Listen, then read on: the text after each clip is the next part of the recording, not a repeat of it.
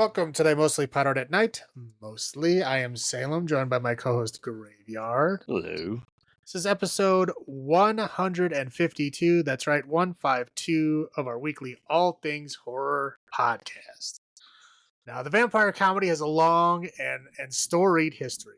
We could have a few episodes on just Dracula parodies alone. There's a lot of them. Yes, there is. But one has had a sequel, a remake, and even a sequel to the remake. We will not be watching that sequel to the remake, but the rest are here for your auditory pleasure as we discuss them. So let's dive into Fright Night. So we're gonna do Fright Night 2, and then Fright Night the remake. We're skipping the sequel to the remake because one, I didn't know there was one, and two, I've also heard that it's not very good. It's not very good. So I'm sure we'll get to it as a roundup at some point in time. Right, Maybe. We'll do another. We can do another vampire comedy show. As we were watching this, I remembered the movie Once Bitten Mm-hmm. with Jim Carrey. I was like, that's another vampire comedy. I remembered a couple more. I was like, we could have just multiple episodes of just vampire comedies. And then I was like, thinking about Dracula. I was like, there's a whole bunch of like Dracula parodies that we could totally do too. We'll get there. Oh yeah. Not in the short term, but we're on Fright Night for now. So, Fright Night from 1985, starring Roddy McDowall. Yeah. It was I love Roddy McDowall. Marcy from Married with Children? 2 years before Married with Children. We'll get to that later, I promise. Right. Yeah, and that's about it. I mean, everybody else you know them from other things, but I wouldn't Prince say Humperdinck from Princess Bride. Correct. Yeah, he's a vampire. Yeah, so there's a bunch of other people you've seen in things, but they're not really like big name people. Yeah. Anyway, so we are in the shoes of a young Charlie is the protagonist's name. He's a high school kid. He's about to get it on with Marcy, and then gets distracted because he sees his neighbor moving into the mansion next door. So it's a mansion that's like 10 feet away from his house in the suburbs. I don't quite know how that logistically works out, but that's where we're at. Anyway, so he sees them moving a coffin into the house. Mm-hmm. And he's, the girlfriend gets very upset, puts her clothes back on. And then we find out that he's like obsessed with vampires in a show, which is called Fright Night, which is apparently like a kind of like a, I don't know, like a Elvira, like Joe Bob Briggs type show of like somebody hosting another movie. Mm-hmm. And it just happens to be Roddy McDowall playing the character Peter Vincent, who is apparently a guy that was in a whole bunch of vampire movies as like the Van Helsing type vampire hunter character. So he's apparently a big fan of them, and because he's obsessed with vampires, he starts thinking that his neighbor is a vampire. So, he gets kind of distracted and keeps, spying on him and all kinds of stuff like that. And he ends up finding some pretty strong circumstantial evidence that he actually is a vampire. Mm-hmm. And eventually kind of gets outed. The vampire finds out what he's doing and basically just kind of like presents himself, right? Like literally like feeds on somebody like in the window while he's watching. It's like, I'm a vampire. What are you going to do? Right, exactly. So then at that point, he like freaks out. He like calls the police and he's like trying to get help. And everybody just like, the police go there and they're searching around what's going on. And then eventually it comes out that, he thought he was a vampire. And then they all laugh and leave, right? Like, some crazy kid, whatever. Of course, there's no vampires. So he leaves. So the main vampire guy and like his familiar, I guess. We'll get to him. We'll get to him right. too. I don't know. I don't quite understand that because the ending, but for at least at this point in time, he's like a familiar. That can I'll say he was much better in this movie than he was in House 2 as the friend. But yeah, so he's like his guardian, whatever, and he's his Renfield. Right. Yeah, he's on to him. Mm-hmm.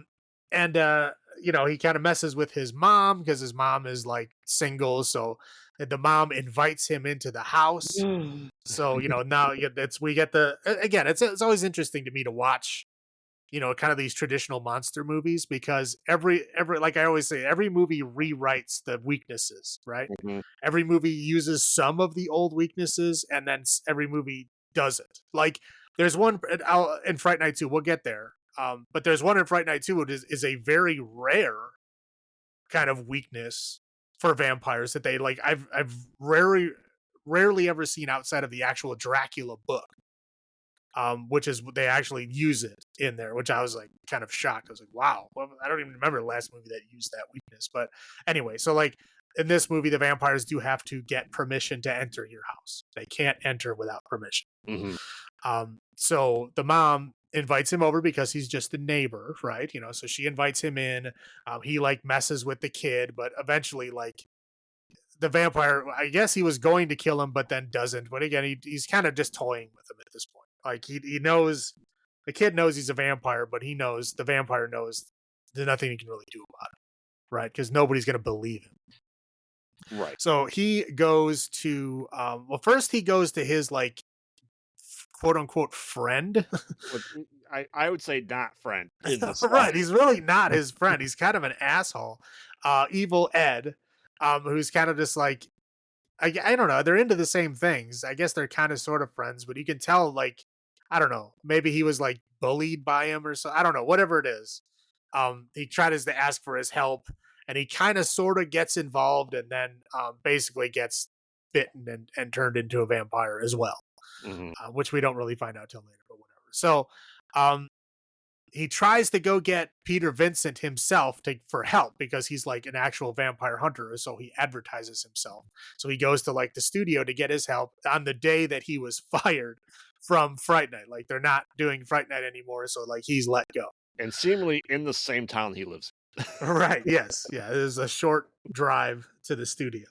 Yeah. Um, so he tries to get him to help and he won't help. And eventually he does finally cave in when like his girlfriend, who also, he tells the whole vampire story too, she gets involved. And so with the help of the girlfriend, Peter Vincent does show up. They go to his house and they like, oh, drink this holy water. And he's like, gulp, gulp. Oh, it's totally fine. Which again, we're kind of told ahead of time that it's fake holy water. Yeah. But they don't, obviously Peter or Charlie doesn't know that. Well, they're trying to show that Charlie's delusional and just Right. to help quash and like, hey, we'll say this is holy water. He'll see him drink it. He'll be fine. He'll forget it. Right. Go back to trying to bone you. Right. And the girlfriend pays Peter Vincent to be there. He doesn't Yes. just go there. She Yes. pays him because now he needs money because he lost his job. So he takes her, $500 savings bond or whatever the fuck it was, Mhm. and goes there. Now, in the course of this, as they're leaving, Peter Vincent like opens up his like trusty mirror and sees that that guy does not cast the reflection in his mirror, Mhm. which then proves to him that he's a vampire. He freaks out, drops the mirror, um, and picks it up, and they all kind of run out the door. The vampire finds the piece of the mirror, realizes that he must have really figured out that he's a vampire, and so now they're like, okay, now we know what the story is. So at this point, the vampire is like, okay, I'm gonna like hunt these kids down. So there's like this weird scene of like him and his girlfriend like trying to run and hide from him, and they go into like this 80s dance club, and the Yeah, they and the do. vampire is like aggressively seducing his high school girlfriend. Because It's a very that weird subplot that like she's just looks like his old lover, I guess. right. That's That it's a very yeah, but like very limited. Like we show her face, and then they show like a painting on the wall, but it never. We don't get any backstory to that. correct. That's the Yeah, sub. that's it. It's like you look at her face and then look at the wall, like, oh, it's an old painting. I guess kind of looks like her. That's all the information you get. Anyway, but he aggressively seduces this high school girl, um, and Charlie tries to like get her away from him and eventually fails. He brings her back to his house to turn her into a vampire to kind of torture Charlie. Mhm. And so Charlie then goes to Peter Vincent, like, dude, like my girlfriend was taken, like, what can we do? And Peter Vincent basically says, okay, well, if you kill the master before the sunrise or whatever, then all the people that he's turned into a vampire before that sunrise will change back or whatever. Yeah. So they basically go back to the house, long, kind of fight back and forth with, um, there's a little bit of a fight with the girlfriend. There's a bit of a fight with the familiar. Then there's a fight with the vampire, and they end up killing them all. And they all die in kind of different, interesting ways. Yeah, the failure like melts Yeah, for they, like, stab him in the some heart, and he, reason. like, yeah, turns into, like, green slime, and then the other vampire they kill with sunlight, and he, like, turns into ashes and explodes, and Yep. all the vampires die in different interesting ways. Except Um, we except we see Ed's alive. well, that's the funny thing, right? Uh-huh. Like, Ed turns into a wolf and then gets killed, right? Mhm. And then at the end, we hear Ed's voice Yep. saying, like, he's still alive. But then in the sequel, he's dead. And the girlfriend, the love of his life is gone too, so Well, she's just, yeah, whatever. They're high yeah, school kids, man. yeah. I High school, no matter how trauma bonded you are, even in high school, it's, young Mhm. love only lasts a couple of years usually. I'm not saying all the time. I'm just saying usually only lasts a couple of years. But That I'm not surprised about. yeah, What so I am surprised about is they explicitly said that Ed was alive and then he was dead. yep. And they explicitly said that he died at that night in the sequel, which is weird. I guess. Unless he never went after him again, he Right, yeah, I don't know. only knew Maybe he was maybe it dead. was like in his head. I don't know. I have no idea. But Yeah. yeah, so at the end they defeat the vampires. So then and then the girlfriend changes back, and then Charlie and Peter Vincent are now buddies, Yep. and that's it. Yeah. Do you remember the first time you saw this? I don't. I don't. It was a lot. It was. I don't think it. I mean, it was probably in the late '80s when I saw it. Mhm. I want. It had to have been. It was like I saw it on like HBO in the late '80s. Yeah. At the latest in the early '90s. Yeah. I probably saw this on, like, at the drive-in or Monster Vision in the '90s at some point in time, but I remember going back and watching this movie when right before the new Fright Night remake came out, just because that's what I like to do. That's probably the last time I even watched this movie then, it was probably about 2010, 2011. Yeah. Did you ever watch this again from, like, the late '80s until now? No. I mean, I've watched it a couple of times, but it was all like around then. Like I know Okay. it was all before 2000. So I haven't seen this movie in at least 25 years for sure. Yeah. Yeah, The remake I did watch when it came out in 2011. I only saw it the one time. But yeah, Fright Night I saw a few times, but a long time ago. Fright Night 2 I've never seen. yeah, that kinda went under the radar for most people, surprisingly. Yeah, I didn't even know it existed until I don't know, just a couple years ago. Yeah. Yeah. Um, but do you wanna do your highlights first? Do you want me to do my highlights? I'll start, Okay. sure. High point is Roddy McDowell. Yeah. Man, he was great in this movie. Like, I mean, the kids are kind of like, dopey and overacting and not doing a good job, but he is just like a professional. Oh, he He is. is he is amazing in this movie. You can tell he's definitely the highest skilled one there. But he's great. Mhm. Again, I think it's just a kind of a goofy, fun, like real world vampire story, right? They try to like bring the old vampire rules and stuff into the kind of modern day, which was, 80s at the time, obviously, but but they don't take it too seriously. It's still mostly fun, Mhm. there's a couple of like, you know, kind of darker parts, but like overall it's a pretty light, humorous story. I think they did a good job balancing that.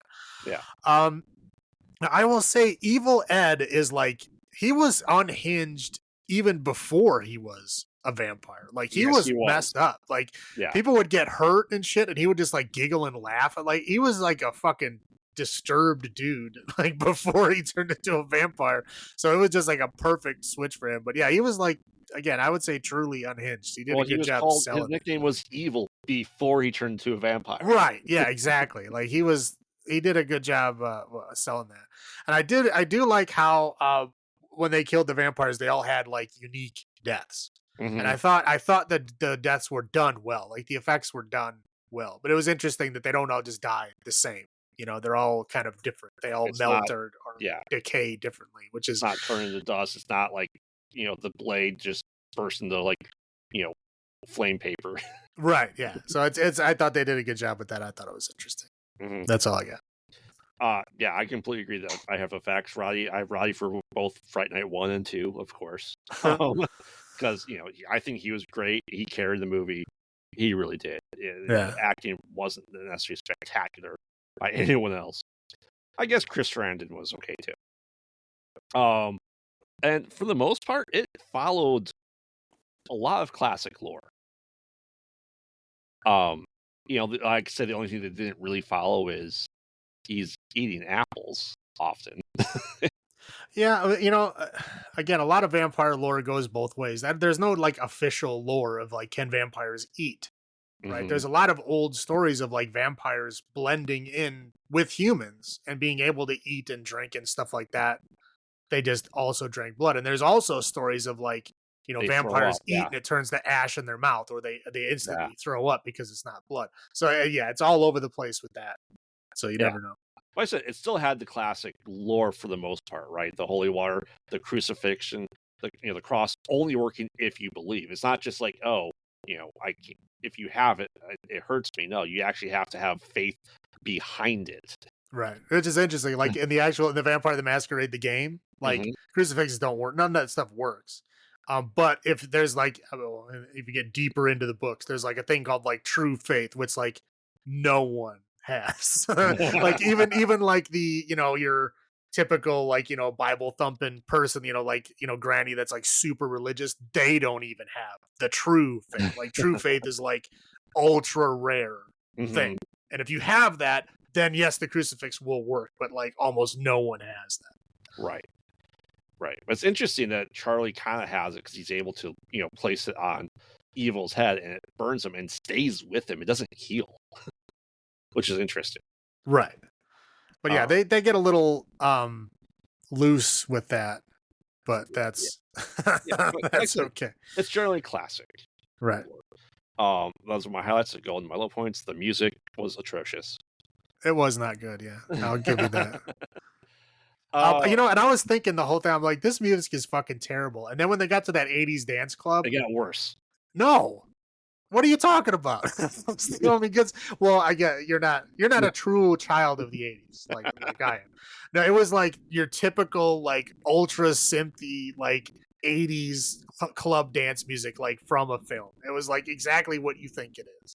And I was like, okay, like they did a pretty good job with it. I would literally had that thought in my head. I didn't write it down, but I had that thought in my head until that point. I was like, this music is fucking terrible.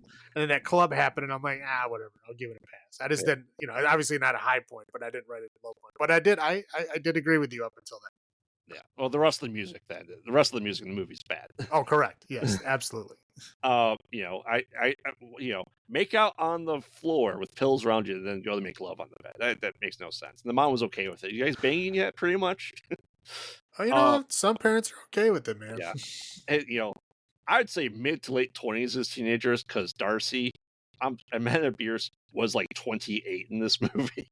Yeah, she's not selling the high school kid, but again, it's the No, '80s, man. It's the '80s. Like 30-year-olds play teenagers all the time. I know about that, because we know from Marriage Film, like this is only 2 years before that. Like I can't separate that short time frame from teenager to 30-year-old. Correct. No, yeah, you got that. You talked about Evil. I think he is a bit much. I think he is chewing the scenery. Oh yeah, I mean definitely. I mean he's not in a lot of scenes though. Yeah, So like he's not in a lot of scenes. I would just say like he really sold his being disturbed before he was ever a vampire. And then like when he became a vampire, yeah, he did get a little over the top for sure. yeah, yeah, But I just liked how he was unhinged even before that. yeah. And I put the question was, what is his Renfield? What is he? Because he's able to get shot in the head multiple times in the chest and be fine. Well, here's what I'm assuming, right? Here's like because he Because was he like goes in the sunlight. he was very clearly in the sunlight Yeah, earlier in the film. Yes. So I'm thinking that like at some point, like the day before the climax of the film, he must have made him a vampire. That's the only thing I can think of. That's the only thing that makes sense. Because I'm sitting there, I'm like, dude, he was a normal person at the beginning of this movie. Like, Yeah. he for sure was. He was in the sun. Yeah. And then now he's like getting hurt by all the classic vampire stuff. So, like, okay, he must have been turned into a vampire because when he saw the coffin, there was 2 coffins down there. Hmm. And, I guess he could have assumed that he got it for the girl, but I think it was for the dude. I don't know because Because the if girl he just got. yeah, and that's really the thing. Like they don't show it, so it doesn't make any sense. So it's like there's almost a deleted scene that might explain to what you're saying happened because normally you don't do that because you still need your assistant. You still need the person to do the daylight stuff for you. Your familiar, your Yeah. infield. Yeah, I'm guessing it's like yeah, there's probably a deleted scene where like the dude is like pulls some leverage on him like, "Hey, these guys are coming. Like Peter Vincent like actually knows how to hunt vampires. Like this could be bad for you. Like you need my help. And if you want my help, you're going to have to make me a vampire." Yeah, Like something like that. or he's something else. I don't think he's not none of that. He's just he's a regular dude in the beginning of the movie. Hmm. And I think he is made a vampire right before the ending. That's the only explanation. It really is. So like yeah, the day before. So yeah, like the day before the the climax, I think he was made a vampire. So that's all I have. What are your low points?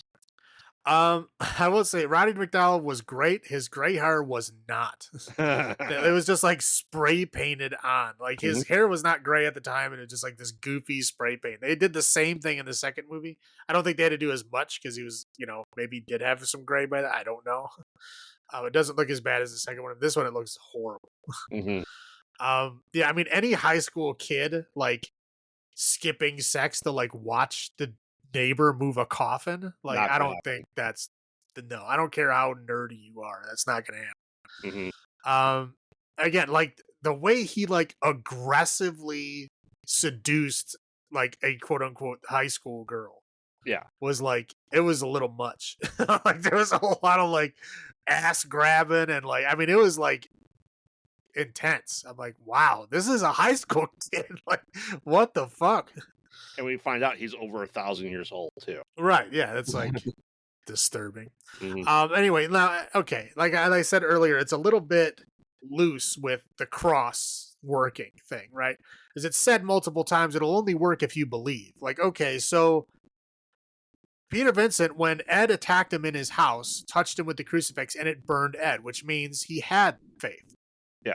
But then when he goes to the house, he doesn't anymore. Mhm. Like he lost it in one day.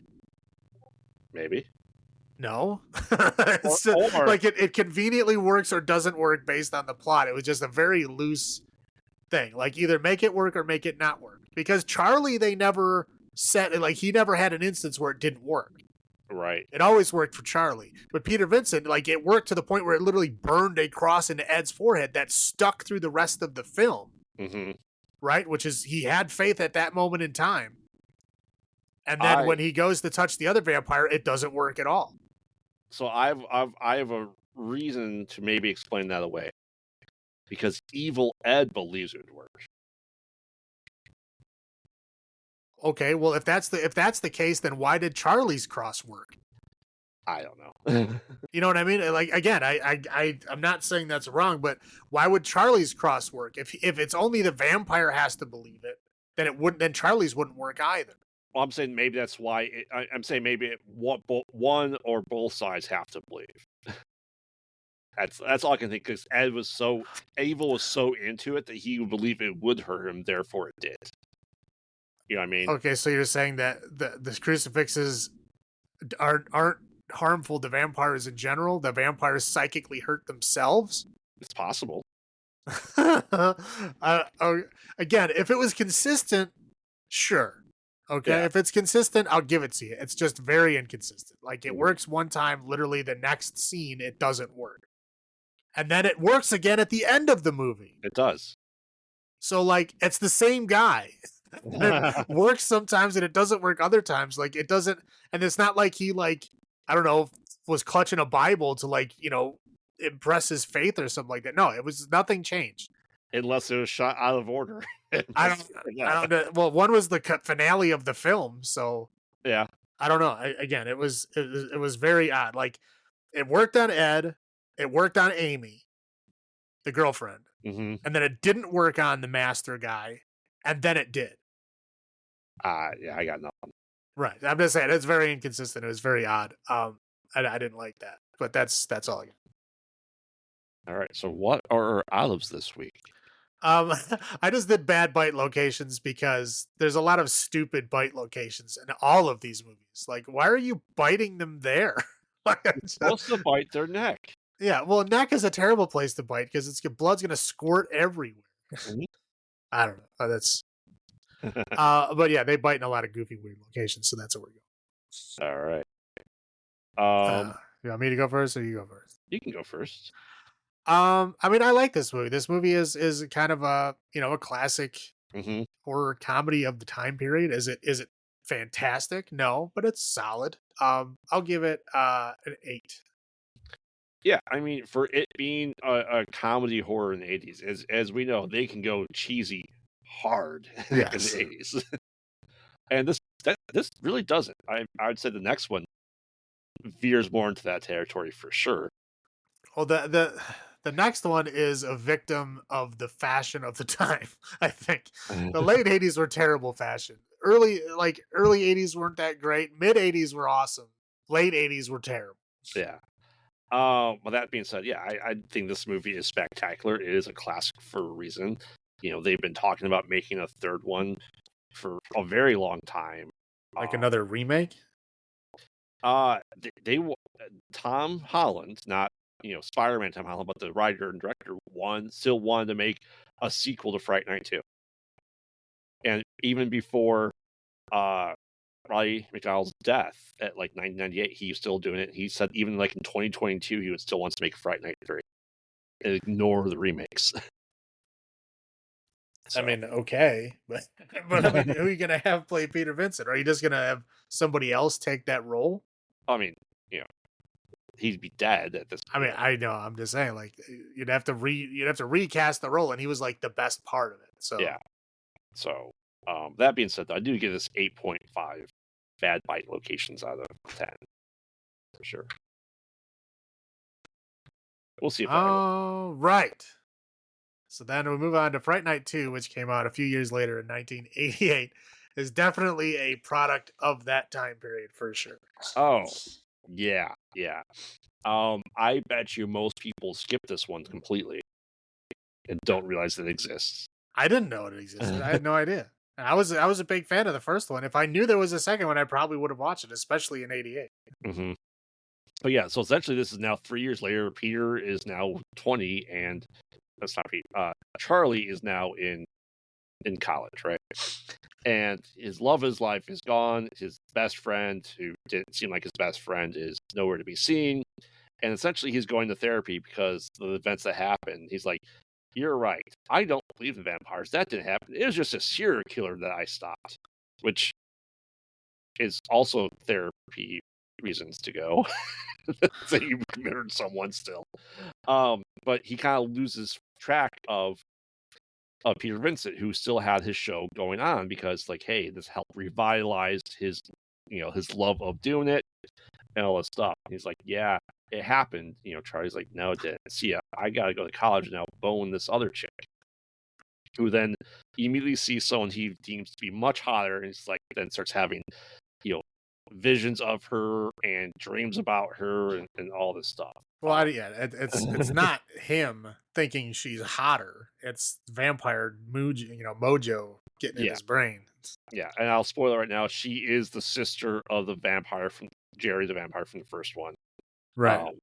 And with the same last name. Like, you're a vampire. You can literally call yourself whatever you want. Why are you keeping the same goofy last name? Yeah, and it's like he's 1,000 years old, and we find out that like the dreams he seems to be having after he cut himself with razor, and she just gingerly touches her fang into his neck, that she is slowly turning him into a vampire throughout the movie, like over days or weeks, it seems like. Um, Um, yeah, again, yeah, they kind of establish in the first one that like you can do tournament at night, yeah, but in this one, it's like they're going with the Dracula story of like it takes several nights. right, right. For sure. Because yeah, Um, like Mina Harker was bitten like multiple different nights before she finally like 5 nights or something. succumbed. Right? Yeah, before Yeah, she finally became the bride. yeah. So essentially, all that's going on here. He's trying to figure out what's going on with his girl Alex, and it's like, okay, well, I saw these people move in like shit tons of coffins into Peter Peter's like apartment complex. Okay, I think maybe they're vampires. Oh wait, my friend who borrowed my tie. Oh, we have to go there. He went to this party. I saw him being bitten and seduced by these two women. We have to go save him. They go up there, go to the party, and like, no, he's fine. Cool. Checked his neck. All good. And they had like a vampire party. They have the classic 80s slow motion entrance and weird dance thing. Now, here's the thing that I didn't understand about that scene. When he's watching him through the window, she wasn't biting his Correct. neck. She was biting his hand and Hmm. like his wrist, and he doesn't look at his wrist. Nope. He tries to go, I'm that just like, I'm route. so like okay, like you don't have to bite the neck. I know that's like traditional thing, but like you don't have to. And Yeah. you saw her biting the wrist. Like, why are you only looking at the neck? Right. Yeah. Who knows? Anyway, this is going there. He stirs up his girlfriend because he's going to this party, and this uh, classic 80s vampire goes to this opera, and he kind of tries to seduce this girl. And the running joke is like, "Hey, you're supposed to bite her on the neck." Oh yeah, I didn't feel like it. I'm not thirsty. Anyway, then we kind of have like more of a classic Renfield as their limo driver and like chauffeur and stuff like that. He's like steals lives. Like he stops his car to get him off and eat it. And just weirdly doing that. Um, Well, he was interesting. Yes, he would like pick up the bug. He yeah. would like give it its classical like Latin genus and species name and then eat it. Yep. Yep. Yeah. So all that's kind of going on there. And eventually we find out that like Richie is in fact dead. He does get like turned up missing, right? Um, but he still has these weird dreams that all this is going on there. And like I said, you don't know if the dreams are real or not, but he starts getting all this stuff because we see at the beginning of the movie, he throws out all his vampire hunting tools that he took with him to college because he's Right. cured of all that stuff. Yeah, this is only yeah, I mean it's literally 3 years later. It's like the same timeline Yeah, of the films, like 85 to 88. yeah. Anyway, as he starts being kind of sensitive to sunlight and versus garlic, and his therapist, who has just a drawer full of medicines, like, you know what, you should do something athletic. Go bowling. I don't think those two words go together, athletic and bowling, typically. But he's wearing his sunglasses all the time now because he's having that light sensitivity. He tries to start making up with his girlfriend and kind of going around there, right? And we have the creepy guy who is kind of a wolf vampire hybrid type thing. Well, that is one thing I do like about this movie is that each vampire is kind of unique. Hmm. Like each vampire has his own like thing. Yeah, so Yeah, he's kind of like a wolf man vampire. yeah, Yeah, the one guy was like a Renfield, like eating the bugs. Like he was right. getting his energy from bugs and stuff. Like just it was they had their own like little personalities. The other guy was like a flock of seagulls reject that likes the roller skate. Yes, yeah. But anyway, all this, as I forgot to mention at the party, that Peter didn't believe, you know, Charlie that this was happening. And then he had the classic mirror thing. He's like, "Oh shit, they are vampires." All this is kind of going there, and then then we kind of get to that, like that guy going after his girlfriend. We get that. Do you want to talk about your favorite old lore part that you'd never seen? Yeah, no, and this is something that it's in the original Dracula book, Hmm. right? It isn't an old like if you look in the old vampire legends, this is a real thing. It just never really like gets used ever. Yeah. Like I mean, I can't even think of another movie that does it. Um, Uh, hmm. Yeah. right? I'm sure there is. I'm sure there. I'm not saying there is not. I'm just saying I don't know of any, but there's a lot I haven't seen, or a lot I haven't seen in a long time. Anyway, so in the classic Dracula story, roses will deter vampires and are like poisonous to them. So, Yep. like, if you take roses and put it in their coffin with their dirt in it, they can't sleep in it. Yeah. Like that's like a way you chase a vampire away is you put roses in their coffin and they can't then go in the coffin. But anyway, so they actually like use roses and they like shove it in his mouth and he like freaks out and runs away. Yeah. Which Yeah. again is a very like wild roses is like a very old Oh, timey yeah. thing, but it's for real. It's like they actually pulled it in, and this it's interesting, Hmm. right? But Oh and yeah. she knew that because she had just speed read Dracula. The one of the 80 copies that were at the library. Yes. Yeah, exactly. There's a lot of copies there. So yeah, that Yes. did work out. Anyway, Peter's all this is going on. He gets fired from his from his job at hosting Fright Night because the head vampire Regine is taking over and host it instead, and blah blah blah. So anyway, he gets like committed essentially. Yeah, because he tries to go to the police and like say, hey, like I don't know why he would do this, No. knowing what happened in the first one, but he goes to the police and he's like, yeah, there's vampires. We gotta fight them, and they're like, okay, they just lock him up. Yeah. Yeah, for sure. But yeah, essentially, Charlie's doctor is a vampire, and everyone just around his life is turned into a vampire. Eventually, Peter gets released, and they're like, "Hey, we have to go save Charlie, who is now being captured, and almost like the night of being killed or turned, right?" So eventually, they're able to get back and essentially kill the vampires, and they actually use communion wafers at one point. Yeah, they put him in. Yeah, Yeah, because again, it's very I don't know whoever made this film like actually did like reread Dracula yeah, recently they did. because it's like they use a lot of like the old timey stuff of like you have to have the dirt of your homeland in your coffin, which is a Hmm. very Dracula thing. Right.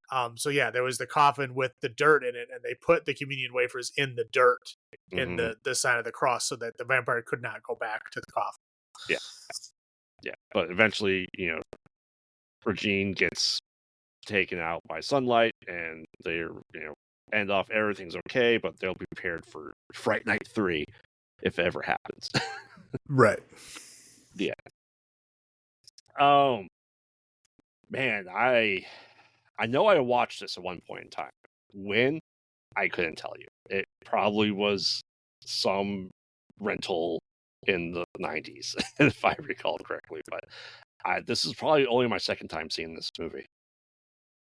It's not as bad as the remake of Fright Night 2, which went straight to DVD, but this was close enough to going straight to VHS at that point in time because it's so, I don't think, known. I never hear anyone talking about Fright Night 2.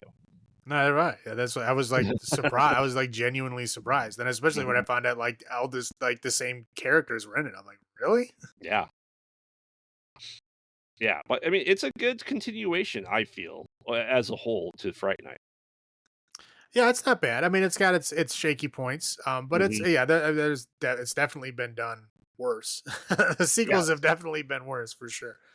It's not bad. I mean, it's you take Fright Night, you add in a little heavier dose of the Dracula Hmm. mythos, and then you kind of add a little bit of Lost Boys, I think.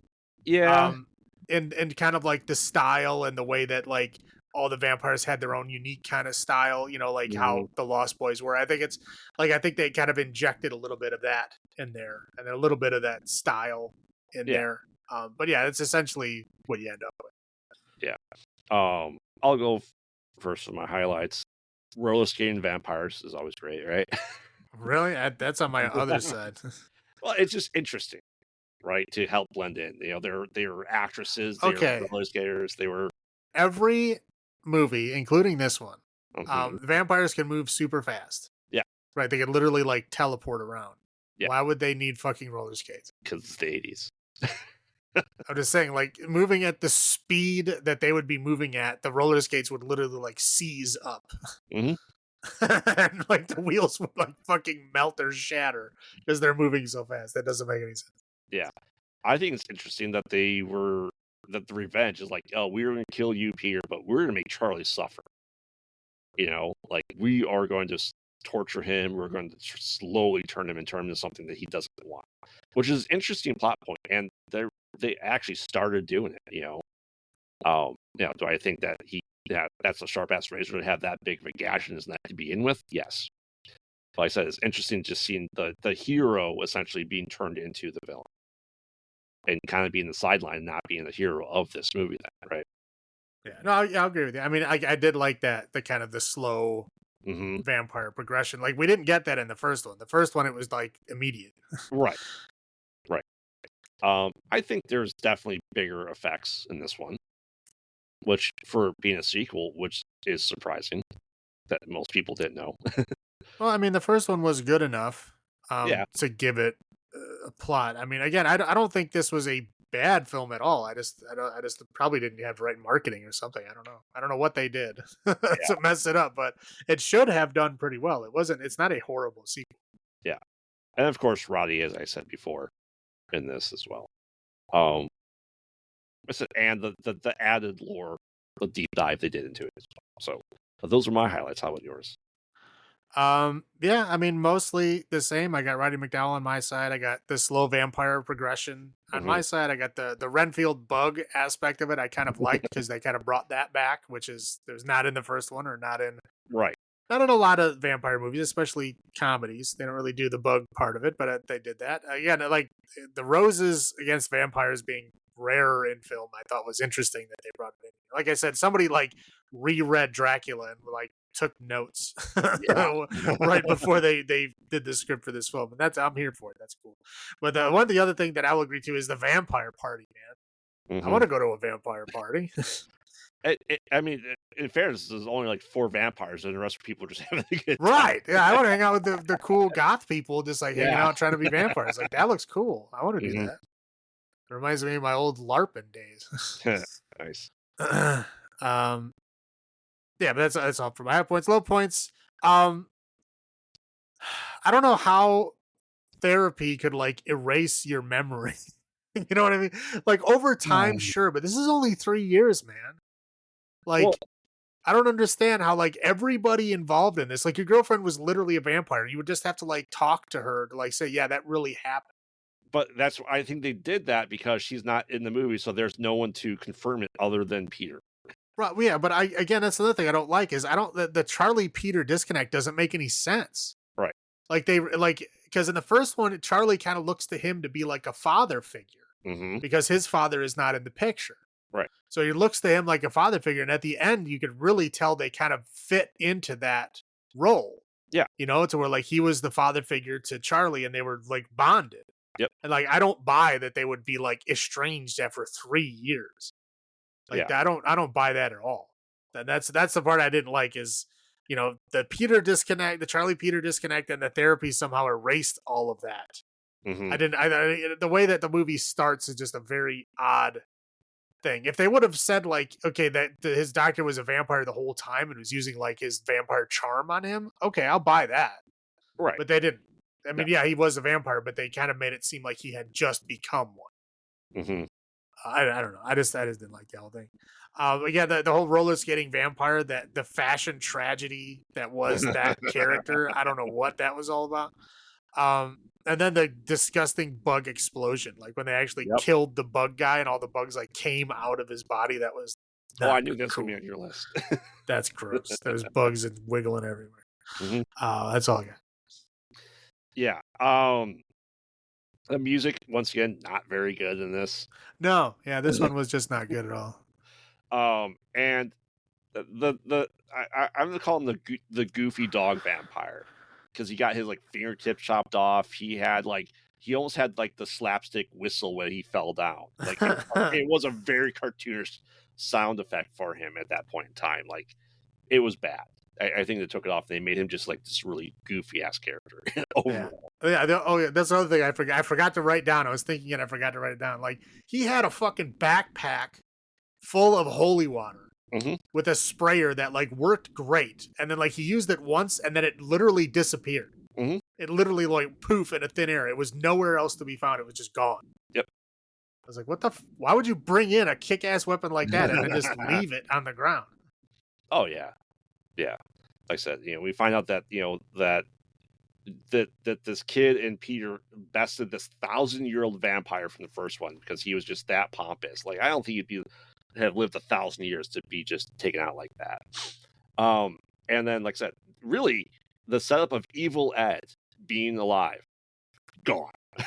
Right, like they explicitly say, like his doctor explicitly says in the opening scene of the movie, like he is dead, Mm, he died, and like why would you have the reveal of him like being alive at the end of the first one, and then he's just now in the beginning scene of this one? No, he's dead. yeah, I didn't care for that at all. It was stupid. And then that trope, this 80s trope of someone enters the room, everyone stops and stares at them while they have this little dance thing. I hate that trope. Happens in the 90s too. It's so stupid. I don't think, I've been at parties where people walk in and everyone looks at but like the party, them. like it's just annoying to me. That's all I have. So I'll go first for number of bad bite locations out of 10. This is it's a solid follow up. Like I said, just it needs to get more attention and more love, and maybe we can get Fright Night 3. But it is a little bit decline in overall story for me. So I will go down to 7.5 bad bite locations out of 10. How about you? Yeah, I mean, I pretty much agree with you. It's much better than I thought it was going to be. Hmm. Especially like the first couple of scenes, I'm like, oh, this movie's fucking shit. But it actually it did improve. Like it actually got better as you went along. And again, like you could tell it was like there was some love put into it, man. Like they actually like read Dracula and injected some Dracula shit in there that's rare to be seen in films. It was like Hmm. pretty interesting, I thought. So, um, uh. I don't. Seven. We'll go 7. We'll go a solid 7. Okay. Okay, like I said, it's just if you like the first Fright Night, you need to watch Fright Night too. Yeah. No. You It's have. it's very similar. It's all this. It's pretty much a lot of the same themes. Hmm. Instead of happening to the girlfriend, it happens to Charlie. But other than that, it's pretty dead on. And again, there's more vampires with more vampire personalities, which I think Hmm. is a good thing in this. Yeah. Um, but yeah, it's definitely a fun watch, especially if you like the first. Yep. All right, take us through the 2011 remake then. Oh, right. So Fright Night 2011, this is a reboot. Now, there's a lot of stars in this. Like Yes. I didn't remember them being this many. I remembered um Colin Farrell and David Tennant, right? I was kind of shocked. Pretty much everyone in this movie. Right. I was kind of shocked that they got Colin Farrell in this movie. But again, like he's big name. David Mhm. Tennant is in this. Tony Collette is the mom in this. Anton Yelchin is Charlie. And Mhm. then we got Imogen Poots as his girlfriend. And then we have Dave Franco as a supporting character. We have, McLovin as well. Right. Yeah. There's like, wow. I'm like, I don't remember all these people being in this movie. I remembered that Colin Farrell and David Tennant were in it. I don't remember anybody else. I guess I probably didn't know that about Anton Yelchin because I knew who he was then, but I think I knew him from like Star Trek. Yeah, But I don't think he didn't do the movies that I really like him for at that time, or at correct. least I hadn't watched them at that time. Yeah. So I didn't really know. I did not remember Tony Collette was in it. Hmm. Yeah, anyway, it's a hell of a cast in this movie. But anyway, so we start off this one. The story's kind of sort of basically the same, only Charlie isn't the one that suspects the vampire right away. It's McLovin. McLovin is like his friend that he kind of grew out of, right? So like his friend that they did a like basically backyard wrestling type shit, right? Hmm. And he kind of grew out of that. He had a hot girlfriend and he started hanging out with the cooler people. And so he doesn't want to hang out with his nerd friends anymore. But the nerd friends were just investigating these disappearances that were happening in their Las Vegas suburb.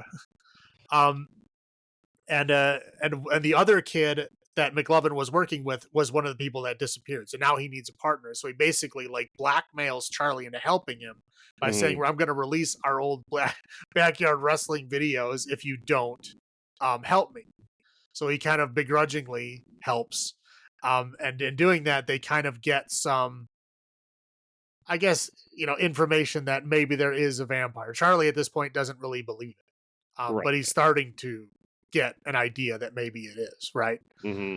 So McLovin, of course, also gets disappeared, right? And then Yep. at that point, he goes, okay, maybe there really is something to this. And McLovin had, suspected his neighbor, Colin Farrell, of being the vampire because, like, he drew the circle. Look where all the disappearances are happening, and look at the center. That's that guy's house. So he kind of starts doing his own investigation. He sees like the stripper that lives down the street, Mhm. goes into his house, and then like he sees like an attack and screaming, calls the police, that they don't find anything.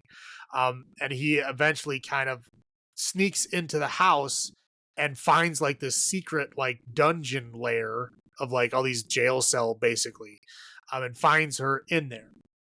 Tries to save her. They have to like sneak around and get away from Colin Farrell, and he does save her, but then she sees the sunlight and immediately bursts into flame. Blade So style. yeah, so like she like explodes. Yeah. So Colin Farrell at this point now knows that he knows about him, right? Mhm. So he's trying to convince his mom to like not let the vampire in the house, and he's basically trying to figure out what he can do about this vampire.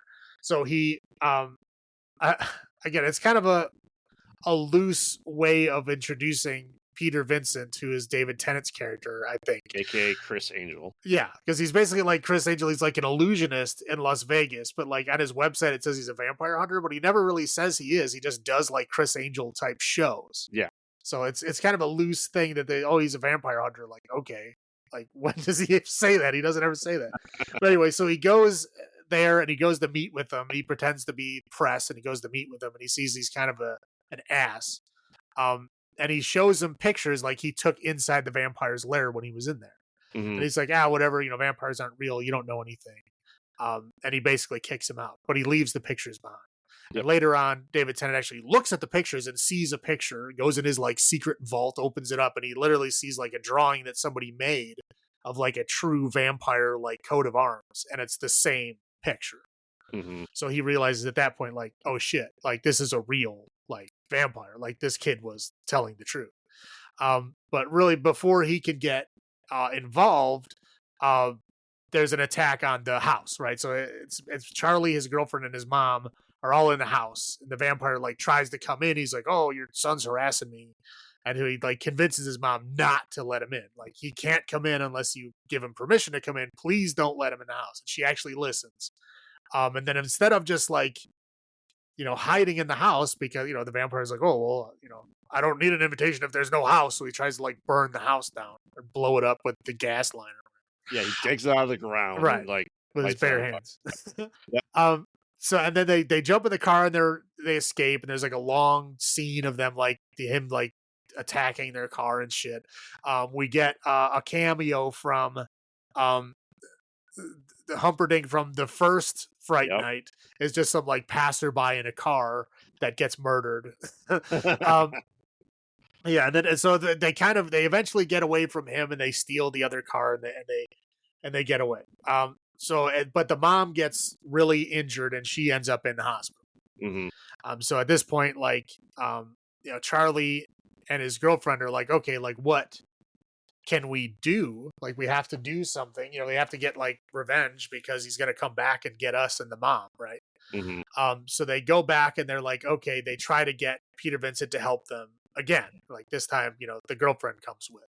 And they get in there and they kind of sort of like start to convince him, and then McLovin returns as a vampire. Yep. And there's a big long fight. Just we find out that David Tennant has a bunch of like relics, like real vampire hunting old relics and stuff. Like he was really into vampire hunting. It's like his side gig. I don't know. He says he gets really drunk and shops eBay. Right. Yeah. So David Tennant goes in his panic room and closes the door while Charlie and the girlfriend are fighting McLovin. McLovin gets, injured, like, I don't know, his arm gets like cut off and Neck fighting, and they almost eventually, decapitated, yeah. yeah, they eventually like kill him, and then Colin Farrell shows up, and then they do kind of like a fight there. Colin Farrell like kind of gets away, but and then David Tennant eventually comes out, like when the sun comes up. Hmm. And so they basically like go, hey, I think the girlfriend gets, yeah, Well, he captured his girlfriend. they go to the club that's happening. Right. Yeah.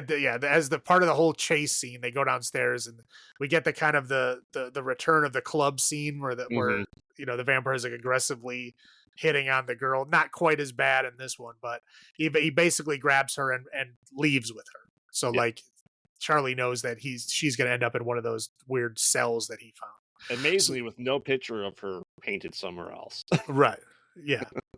Well, in this one, it's explicitly done to makes Charlie suffer Yeah. because Charlie's the one that's making his life hard right now. Hmm. So like in the first one, it was they had that kind of weird substitute, like maybe it reminds him of someone, maybe it doesn't. Like we literally get like the camera cuts from her face to this painting, and that's it. Yeah. So this one we don't even get that, but we don't need it. So after the whole fight and they leave, he goes back up, convinces David Tennant like, hey, we gotta like do something about it. Well, actually, I think he says no. But then when he Yeah. gets back and he gets all suited up, like to go fight him, then David Tennant does show up anyway. He's like, And hey, you like, need this special piece of wood. right. Yeah, he's got like a special stake that if he kills the vampire with that stake, any vampire that he created will then switch back Hmm. Which if means they could if have they're not saved already dead. well, yeah, if they could have saved McLovin, they could have saved Evil Ed, but they didn't. Well, McLovin was kind of an ass. And again, like he had grown out of him by that point. It's kind of like the same relationship he has with Evil Ed in the first one. Like, Hmm. not really friendly, but kind of, sort of like maybe they were friends before. Yeah. That's the we didn't know what the story. At least in this one, we know what the story. But the first one, we didn't know what their deal was. Hmm. Anyway, so yeah, they go there, big log fight. We find out there's a whole tribe of vampires like hiding out in this big dugout basement A that nest, he's got essentially. down there. Yeah. So they're all like David Tennant's like fighting all the monsters while Charlie's like trying to like not kill his girlfriend who's trying to kill him. Hmm. But anyway, back and forth, blah blah blah. They go back. They go back and forth, and eventually they do kill Colin Farrell with that stake, and it switches everybody back. That's not already dead, Yep. including like David Tennant at that point because he had gotten bit enough times where he was probably going to turn as well. Oh, easily, yeah. Yeah. So so that basically they're all fine. They go back to the hospital, and the mom's still okay. Um, and there you go. And I think we get kind of a stinger at the end of like maybe there's a sequel. I mean, there is, just no one comes back for it. Yeah, I'm just saying like they were trying to make a stinger of like discontinued story, which did not happen. Hmm. But yeah, that's about it. Yeah. So And, not a too big of a departure from the first one. It just kind of like in my eyes, it's basically like a modernized right. version of it. And I'll say spoiler, it's not a bad modernization of it. No, not at all. No, this is not. It's not a bad film. I don't regret It's not a watching it. flawed situation. Right, correct. Yeah, no, I'm not upset that I watched this one. Hmm. And yeah, that was my first thoughts too. Like this, when I saw it too, I'm like, this is a decent remake for what it is. We already passed the bad Nightmare on Elm Street. We already passed the bad Friday the 13th, past the bad The Fog, but this one was able to do it somehow well. So No, yeah, it stuck with the idea of the Mhm. original without trying to like one up itself too much, which Right. is usually what happens. Is like either you get somebody that's like, oh, I can tell the story better, and they just like go off on some weird fucking tangent that has nothing to do with the original story, Mhm. or they stick too hard to the original story to the point where they can't modernize it and change it, and then it just sucks too. I don't Yeah. know. There's lots of ways to fail something, but Hmm. sometimes they come through. Well, it also helped that the original creator came back to do the story for this one too. So Right. yeah, I think that's why this one did so well. Yeah. Well, yeah, it had the cameo from the first one. It's like they didn't try to like totally separate themselves or Hmm. like, ignore the first one, which a lot of these weird remakes do. Right. It didn't do that. It just tried to tell a modernized version of it. Hmm. So do you want to do your highlights first? Sure. Okay. Yeah, the cast for sure. I already named Mhm. off everybody that's in it, but yeah, the cast is kind of amazing for the like And what Lisa this film Loeb, is. you know, as McLovin's mom. Yeah. Um, but yeah, it's just an amazing cast for not a blow your mind movie. It's just kind of Mhm. a great cast, which is interesting. Again, like Anthony Elton and Morgan Poots were like, fucking Green Room is like one of my favorite movies. I Right. think it's fucking great movie, and it's like this is right around that same time period, right? It's pretty awesome.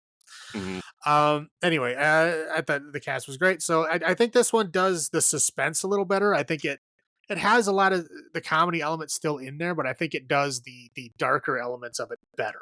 Oh, yeah. It's Um, it's definitely bloodier, more violent. right, yeah, like the first one has more of a, there's always a tongue in cheek, there's always a camp, right? Yeah. It's never totally takes itself seriously, and this one I think does, and it does it in a good way. It's not like it, oh, this is taking itself too seriously. No, it hits when it needs to and it laughs when it needs to. And I think it just did a better job with the darker side of it, I think. Mhm. Because like I said, Colin Farrell is like an actually like, scary vampire in this one. To whereas like, Humperdinck in the first one never really truly, hit as like he's a dangerous person. Oh, Colin Farrell's a creep. Yeah, like Colin Farrell is like this is the kind of guy that would murder a lot of people, Oh, yeah. like for sure. He's a lot darker of a character. And again, like the Vegas suburbs is a pretty rare location for for horror movies. You never see that. I don't really see Vegas that often, unless it's like Vegas is the point of the film. Right. But just as a location, you very rarely see it, and it's interesting. I was sitting there thinking, I'm like, why would they pick this location of all locations? And I think it's just because they wanted David Tennant to be like an illusionist, and it Yeah. really wouldn't make sense for them to be able to go see him if it wasn't in Vegas, right? Like, where Mhm. else are you going to be able to drive to a place where an illusionist has a show, Right. like like a show that ongoing. Mhm. Like yeah, they do tours and stuff, but this Vegas is the only place that has like residencies for Right. illusionists. Yeah, the headliners every yeah. Yeah, so I think that's the only reason why. But anyway. I thought it was an interesting location. Mhm. That's all I got. Oh, yeah, for sure. I said it definitely keeps the gist and the idea and the heart of the original, hands down. As you said, the cast, um, as I said before, it's a really good modern remake, and they really got rid of evil a lot earlier, and they killed it. There was no maybe he's alive stinger for the second one, which didn't happen for that. But um, yeah, like I said, it's interesting. You said the suburbs is great, and they kind of showed Charlie in a different way of kind of going from that non-believer path to a believer because he was a believer pretty instantaneous in the first one. Well, yeah, he was in the first one. That was the whole reason why it Right, happened, is because he's like, it has to be a vampire. And right, this one, he gets like, kind of like blackmailed into it. yeah, yeah. Um, those were my highlights. I'll go on my low points. Obviously, you can tell this is made for 3D. Really, I didn't pick up on that. No, okay, weird. The CGI was awful, absolutely awful in this movie. I think. I didn't see anything that was that bad. I mean, obviously, it's not as good as modern day stuff, but it's not like Yeah, I've seen much worse. yeah. Um, everyone is a lot douchier in this movie than the original. I like everyone. I think Charlie is way douchier. Obviously, Peter, for instance, is way douchier. I think that's their stab at Chris Angel. Obviously, Well, again, it's the world has become douchier. that's fair. I think this is a modern retelling of the original in the modern day, right? And Yeah, if you want it to be in the modern day, you have to make people kind of douchey because the world is pretty douchey nowadays. yeah, So like you can't just have a hero character that's like, "Oh, I want to fight vampires." Like, "Oh, I think there's a vampire next door." Like you can't really do that anymore, right. right? It has to be like, "Oh, I don't really want to have anything to do with vampires." And then like somebody else has to like sucker you into it. Yeah, That's how movies are nowadays. yeah. As much as I'd like those houses, I don't like cookie cutter house suburbs. Oh no, I can't stand that shit. It's I appreciate that, people want houses and neighborhoods and stuff like that. It just for me, I can't have houses that close together. That they are You like know, I on can't do top it. of each other. Right. It's like you have again, I lived in a house that was 10 feet away, from my neighbors on each side, and it sucks, man. Yeah. It's like if your neighbor is doing stuff outside, like you're a part of it. Like Yep. you can't escape it. You know what I mean? It's like that Yeah. you're right there. It's like you're 10 feet away, and that sucks. If you have neighbors you get along with, probably great. I've never had that. I've always had neighbors that I fucking hate, and so it like never works out well for me. That's why I had to Mhm. move somewhere with room. Yeah. I don't think any teenager is gonna be turning down Miss Poots. No, man. Again, like he does it again in this film, and it's even less of a better reason than the Yeah. first one. Like the first one, yeah, he's a dork, he's obsessed with vampires. I get it. Like I guess that kind of sort of explains it, but like not really. And this one, it's just like you're a dumb. What are you Yeah. doing? Yeah, he's dumb for sure. Um, and, like, I like that he goes to the store and gets all these weapons, like, "I'm gonna go kill a vampire," the guy's like, "Alright, ring you up." It's Vegas, dude. It's Vegas. I'm sure he gets weirder shit than that every day. I don't think people would typically sell you weapons, they say, "I'm gonna go kill someone with these." They don't give a fuck. As Uh, long as you're not saying I'm a part of this gang and I'm gonna go do a drive-by shooting, then they have to legally report it. If you're saying you go and hunt vampires, they'll be like, okay, yeah, that's it's a sale. They don't yeah, care. and they end the movie with arguably the worst piece of music in these 3 movies, a country remake of 99 Problems. Uh, That was awful. the credits were cool though. The credits were cool, but like I said, the song they picked for the Oh first yeah, one, well awful. yeah. That's what I have. How about you? Okay, so yeah, the whole Peter Vincent being Chris Angel thing, I thought Mhm. was kind of dumb. I like again, it was like a weird like why would an illusionist like say he's a vampire killer unless that's like part of his act, which they didn't really like show too much of his act No. or explain it. I think if they would have shown it as like him portraying a vampire killer, I think it would have made more sense. They didn't really do that. They just made like I'm Chris Angel, the mind freak guy. That's it. They Yeah. didn't really like dive too deeply in it. You just saw his website saying I'm a vampire hunter. That was it. Yep. I thought it was pretty loose, but the character I thought was good. I think it was just a loose, weird excuse. McLovin, man, I don't like that guy.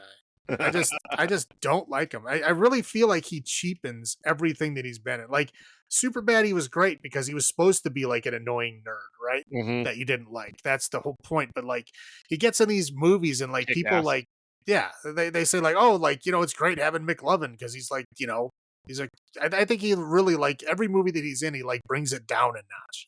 Mhm. It like automatically makes it a B movie if he's in it. That's just how I feel. I don't know, like, and whatever. I don't think I think he did a passable job. I just don't like him in general. Yeah. And like I never understand why they have like vampires that like, oh, if you bite a person, they become a fucking vampire, and then they just like let them get like these huge like tribes. Right, Yeah. the logistics of that working out are like you realize how many people you'd have to kill every day. Like, there's no way you wouldn't get caught like immediately. Right. And I never understand how like a lot of these movies, they have like oh you get bitten by a vampire, you turn into a vampire, and the vampires don't give a shit if they create shit tons of vampires. Like what?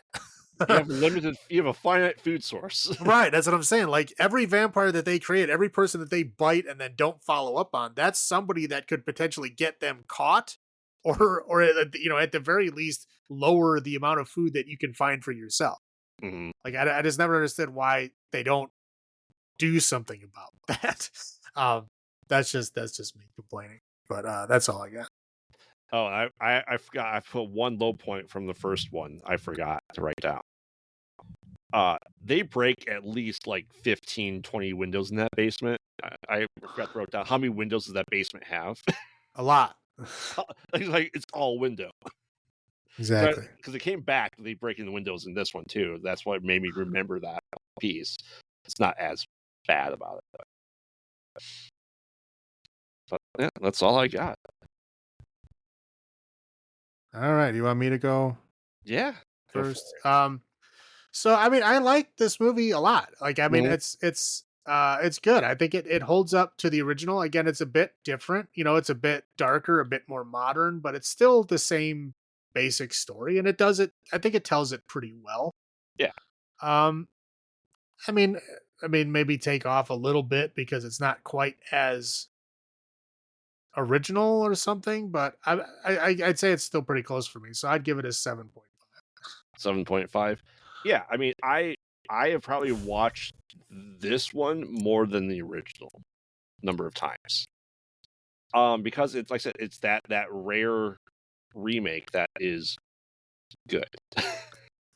And this, I'm glad they didn't have cameos just for cameos. Yes, they had Chris Sarandon, but that was about it, right? It is its own thing, but like I said, the sequel to this, which we will get to at some point, is atrocious. It's awful, and I don't understand how that could be the case. But overall, like I said, this is a fantastic movie. It is not as good the original, as you said, so I will give this.